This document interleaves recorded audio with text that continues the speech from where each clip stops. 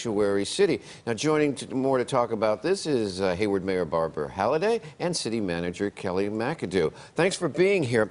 You know, Hayward is the second most diverse city in the state, and it's sort of always been quiet. How did you get drawn into this? What prompted it, Mayor?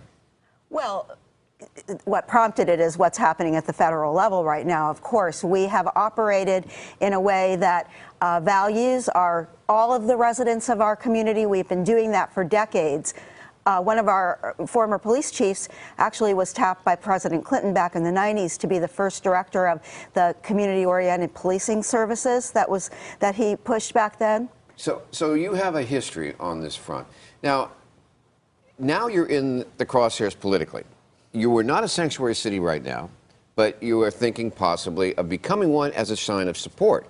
But becoming one could cost you federal funds under the president's new executive orders. What would becoming a sanctuary city mean to the city of Hayward? Well, right now we receive about $11 million in federal funding a year, and that's anywhere between 5% and 8% of our annual budget. So for us, it's pretty impactful. So we need to make sure that we're looking at the impact on all of our residents, but also making sure that we're protecting their rights and valuing the diversity in our community. Well, I'm sure that you are going to continue to protect the rights and value the diversity of your community. Absolutely. The question is whether you enter into the political storm.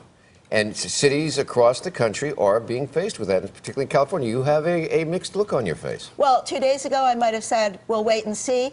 Right now, this weekend, I think we are really facing this. And yes, we're going to have a serious discussion.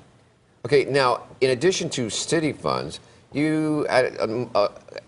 counties are also affected, a lot of the services there and the law enforcement. What effect does it have on you if Alameda County continues its sanctuary status?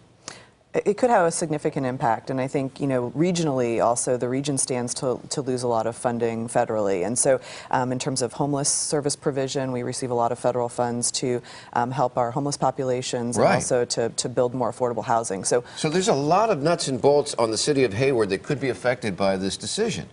So would you be able to make it up? Would you go to the voters and say, look, in order to do this, it's going to cost us money? How do you make that call? Possibly, but I think that is why we have organized this task force and are looking to get it in action as soon as possible, so that we do have people in our community to serve as advisors as we work through this. By doing that, politically, you put it on the table. And you're going to have a task force, and it's going to be up for discussion. So you have set the ball rolling towards becoming a sanctuary city, whether that was your intention or not. So when did you have to make the call? We'll have to make the call when we are told by the federal government that we have to do something that we will refuse to do. And what might that be? You know, that we've heard of all kinds of things. A lot of our residents are very concerned. You know, forcing people to sign up on a registry, forcing our police department to go help INS round up people.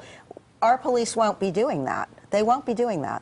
Okay, that is a commitment. And how much? And it could cost you $11 million or more. What do you do as a person that has to handle the budget and has to pave the roads and has to take care of the Recreation and Parks Department and things like that? Well, we're obviously going to be looking to see what options we have and you know, potentially joining on to legal action that I know other cities throughout the state have been looking at. So if there is that impact, we'll definitely evaluate that. It's going to be interesting because this is something that a lot of different cities are facing around the country. I want to thank you for joining us, and now we are going to